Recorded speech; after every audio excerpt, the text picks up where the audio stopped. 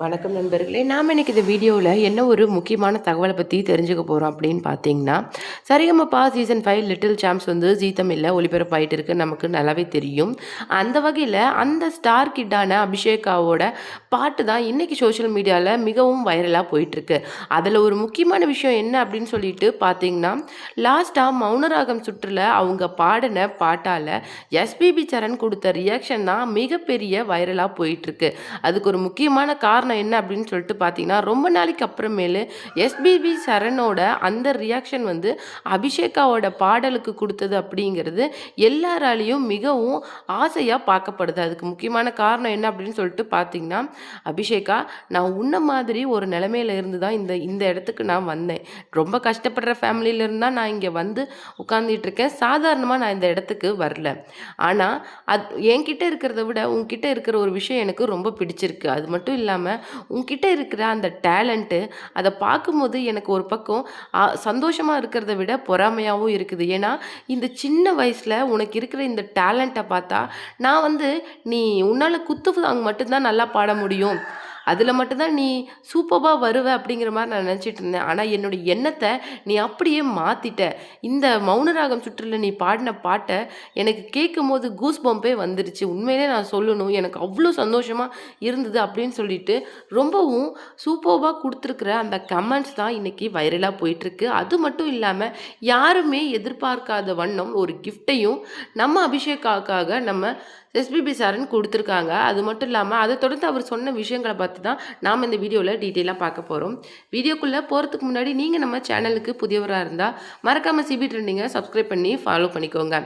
லாஸ்ட்டாக டெடிகேஷன் ரவுண்டில் என்ன நடந்துச்சு அப்படின்னு சொல்லிட்டு பார்த்தீங்கன்னா, எல்லாருமே தங்களுடைய ஃபேமிலி ஃப்ரெண்ட்ஸுக்காக ரிலேட்டிவ்ஸ்க்காக ஒரு பாடலை டெடிகேட் பண்ணி பாடினாங்க. அந்த வகையில் நம்ம அபிஷேகா என்ன பண்ணாங்க அப்படின்னு சொல்லிட்டு பார்த்தீங்கன்னா, பிள்ளை நிலா இரண்டும் வெள்ளை நிலா அப்படிங்கிற பாடலை தன்னுடைய அம்மாக்காக டெடிகேட் பண்ணி பாடினாங்க. அந்த வகையில் எல்லா ஃபேமிலிஸுமே என்ன பண்ணியிருக்காங்க, அந்த பார்ட்டிசிபெண்ட்ஸுக்கு சின்ன சின்ன கிஃப்டாக ப்ரெசென்ட் பண்ணி ரொம்ப எமோஷ்னலாக அந்த ரவுண்டு போச்சு. அந்த வகையில் நம்ம அபிஷேகா அதை ரொம்பவும் ஆசையாக பார்த்துட்டு இருந்திருக்கிறாங்க. அதை பார்த்த நம்ம ஜட்ஜ் ஸ்ரீனிவாஸ் என்ன பண்ணியிருக்காரு அப்படின்னு சொல்லிட்டு பார்த்தீங்கன்னா, அபிஷேகா, எல்லாருமே அவங்களுடைய ஃபேமிலி ஃப்ரெண்ட்ஸ் வந்து பார்ட்டிசிபெண்ட்ஸுக்கு கிஃப்ட் பண்ணாங்கல்ல, அந்த வகையில் எனக்கு ரொம்ப பிடிச்ச ஒரு ஸ்டார் கிட்டான உனக்கு நான் ஒரு கிஃப்ட் கொடுக்குறேன் அப்படின்னு சொல்லிட்டு ஸ்வேதா மோகன் மேமும் ஸ்ரீனிவாஸ் சாரும் கொடுத்த அந்த ப்ரெசன்டேஷன் அப்படிங்கிறது டெடிகேஷன் ரவுண்டில் ரொம்பவும் வைரலாக போச்சு. அது மட்டும் கிடையாது, டெடிகேஷன் ரவுண்டில் வின் பண்ண நம்ம சுமன் ராஜுக்கு தங்கமயில் ஸ்பான்சர் சார்பாகவே 1 கிராம் கோல்டு கொடுத்துருந்தாங்க. அந்த வகையில் நம்ம சுமன் ராஜ் வந்து என்ன பண்ணியிருக்காரு அப்படின்னு சொல்லிட்டு பார்த்தீங்கன்னா, அவரும் ஆரம்பத்துலேருந்தே ஒரு ப்ராமிசிங்கான கண்டஸ்டண்ட்டாக தான் வந்துட்டுருக்கிறாரு. ஏன்னா ஆரம்பத்தில் நம்ம ஸ்ரீனிவாஸ் சொன்ன மாதிரி உங்ககிட்ட நான் ஒரு விஷயத்தை ஆரம்பத்துலேருந்தே எக்ஸ்பெக்ட் பண்ணிகிட்டு இருக்கேன், ஃபைனலாக அது ஒரு வழியாக அது எனக்கு கிடைச்சிருச்சு அப்படிங்கிற மாதிரி சுமன் ராஜ் கிட்ட சொல்லியிருந்தாரு. அது மட்டும் கிடையாது, தங்கமயில் சார்பாக கொடுத்த கிஃப்ட் அப்படிங்கிறது அது சேனல் சார்பாக கொடுத்தது. ஆனால் பர்சனலாக நான் உனக்கு ஒரு கிஃப்ட் கொடுக்குறேன் அப்படிங்கிற மாதிரி சுமன்ராஜுக்கு ஸ்ரீனிவாஸ் கொடுத்த கிஃப்ட் அப்படிங்கிறது ரொம்பவும் மெமரபிளாக இருந்தது. அது மட்டும் இல்லாமல் ரொம்பவும் எமோஷ்னலாகவும் பேசியிருந்தார். ஏன்னா ஆரம்பத்துலேருந்தே நான் பார்த்துட்டு இருந்த ஒரு முக்கியமான கண்டஸ்டன்ட் அப்படின்னா நீ தான். அதுக்கு காரணம் என்னென்னா, உங்ககிட்ட நிறைய திறமைகள் இருக்குது அப்படிங்கிறத நான் ஆரம்பத்திலே பார்த்துருக்கேன். ஆனால் உங்ககிட்ட ஏதோ ஒன்று மிஸ் ஆகிறது தான். ஆனால் இப்போ அது வந்து உங்ககிட்ட ஃபுல்லாக வந்துடுச்சு. ஏன்னா நான் எதிர்பார்க்குற அளவுக்கு ஒரு டிக்கெட் டு ஃபினாலே டாப் 5ல ஃபைனலிஸ்ட் ஆகிற தகுதி உனக்கு வந்துடுச்சு அப்படிங்கிற மாதிரி சுமன் ராஜை என்கரேஜ் பண்ணுற மாதிரி பேசி, அது மட்டும் இல்லாமல் அவருக்கு ஒரு கிஃப்டையும் கொடுத்தாரு. இதில் முக்கியமான விஷயம் என்ன அப்படின்னு சொல்லிட்டு பார்த்தீங்கன்னா, நம்ம அபிஷேகாவுக்கு கொடுத்த கமெண்ட்ஸை விடவே நம்ம சுமன் ராஜுக்கு கொடுத்த கமெண்ட்ஸ் அண்ட் காம்ப்ளிமெண்ட்ஸ் அப்படிங்கிறது அளவுக்கு அதிகமாகவே இருந்தது. எல்லாருமே மிகவும் ஆச்சரியப்படுற லெவலுக்கு இருந்தது. இதில் ஒரு முக்கியமான விஷயம் என்ன அப்படின்னு சொல்லிட்டு பார்த்தீங்கன்னா, மௌனராகம் சுற்றுல பழையபடி, அதாவது டெடிகேஷன் ரவுண்டில் கொஞ்சம் பெர்ஃபார்மன்ஸ் கம்மியாக பண்ணியிருந்தா கூட நம்ம அபிஷேகா அடுத்தது மௌனராகம் சுற்றுல யாருமே எதிர்பார்க்காத அளவுக்கு ஒரு மெலடி சாங்கை போட்டு பொழந்து கட்டியிருக்கிறாங்க. அதை பார்த்து இம்ப்ரெஸ் ஆன நம்ம ஜட்ஜ் எஸ்பிபி சாரன் என்ன பண்ணியிருக்காரு அப்படின்னு சொல்லிட்டு பார்த்தீங்கன்னா, எனக்கு சொல்கிறதுக்கு வேர்ட்ஸே இல்லை அபிஷேகா, உன்னுடைய பாடல் அப்படி இருந்தது எப்படின்னா ரொம்பவும் சூப்பராக இருந்தது. இதில் ஒரு முக்கியமான விஷயம் என்ன அப்படின்னு சொல்லிட்டு பார்த்தீங்கன்னா, என்னுடைய லைஃப்பில் ஒரு பாடலை கேட்டு எனக்கு கூஸ் கூஸ்பம் வந்து எமோஷனலான மொமெண்ட் அப்படின்னா அது இதுதான் அப்படிங்கிற மாதிரி சொல்லியிருக்காரு. அது மட்டும் இல்லாமல் நீ பாடின பாட்டு அப்படிங்கிறது எனக்கு ரொம்ப சூப்பர்பாக இருந்தது. நான் வந்து இங்கே இருந்து சொல்கிறத விட நான் அங்கே வந்து சொன்னாதான் இதெல்லாம் கரெக்டாக இருக்கும் அப்படின்னு சொல்லிட்டு அபிஷேகாவோட பக்கத்திலேயே வந்து அவங்கள பிளஸ் பண்ணிட்டு, அது மட்டும் இல்லாமல் எதிர்பார்க்காத விதமாக ஒரு கிஃப்ட்டையும் ப்ரெசென்ட் பண்ணியிருக்காங்க. அதை பார்த்து ரொம்பவும் கண்கலங்கி போயிருக்காங்க அபிஷேகா மற்றும் அவங்களுடைய ஃபேமிலி. அது மட்டும் இல்லாமல் எல்லா கண்டஸ்டன்ஸுமே ஆச்சரியப்பட்டு போயிட்டாங்க. அந்த அளவுக்கு ரொம்பவும் சூப்பர்பாக அபிஷேகாவோட பெர்ஃபார்மன்ஸ் இருந்தது.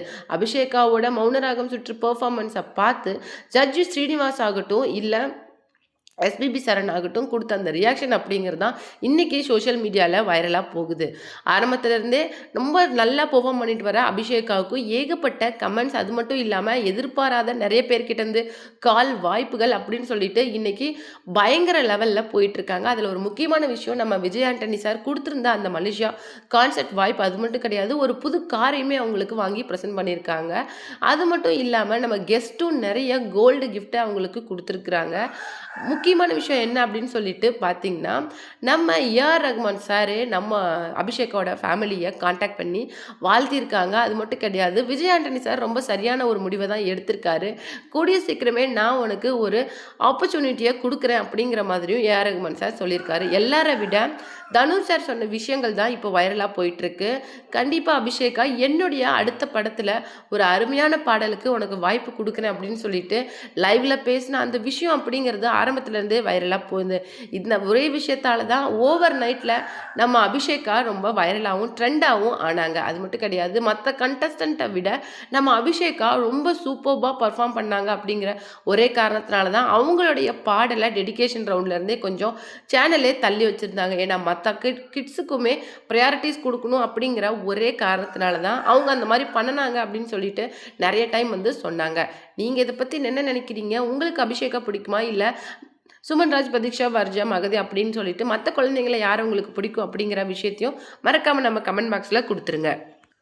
எல்லைக்கு படம் வந்து ஏப்ரல் 10ஆம் தேதி ரிலீஸ் ஆக போகுது அப்படின்னு சொல்லிட்டு அஃபிஷியலாக அனௌன்ஸ் பண்ணியிருக்காங்க. இந்த நேரத்தில் மொத்த டீமுமே ப்ரொமோஷனில் ரொம்ப சீரியஸாக ஈடுபட்டுக்கிட்டு வராங்க. அந்த விதத்தில் மேடையில் பேச நயன்தாரா மேமை அழைச்சதுக்கு நயன்தாரா மேம் நான் மைக்கில் பேச விரும்பலை அப்படிங்கிற மாதிரி சொன்ன விஷயம் தான் இன்றைக்கி ரொம்பவும் ட்ரெண்டாக போயிட்டுருக்கு. அதுக்கு முன்னாடியே நம்ம விக்னேஷ் சிவன் வந்து தனுஷார்கிட்ட மன்னிப்பு கேட்குற மாதிரி நிறைய விஷயங்களை பேசியிருந்தார். ஒருத்தருக்குள்ள பிரச்சனை அப்படின்னா அதுக்கு காரணம் என்ன அப்படின்னு தெரிஞ்சால் கண்டிப்பாக அதை கண்டுபிடிச்சி சார்ட் அவுட் பண்ணலாம். ஆனால் ரீசன் என்னன்னு தெரியல அப்படிங்கிற பட்சத்தில் அவங்களை எப்படி கன்வின்ஸ் பண்ணுறது அப்படிங்கிற மாதிரி ரொம்பவும் ஆதங்கப்பட்டு பேசியிருந்தாரு. அது மட்டும் இல்லாமல் தனுஷ் சார் என் கூட பேசாமல் இருக்கிறது எனக்கு ரொம்ப வருத்தமாகவும் நான் அவமானமாகவும் ஃபீல் பண்ணுறேன் அப்படிங்கிற மாதிரி நிறைய விஷயங்களை ஷேர் பண்ணியிருந்தாரு.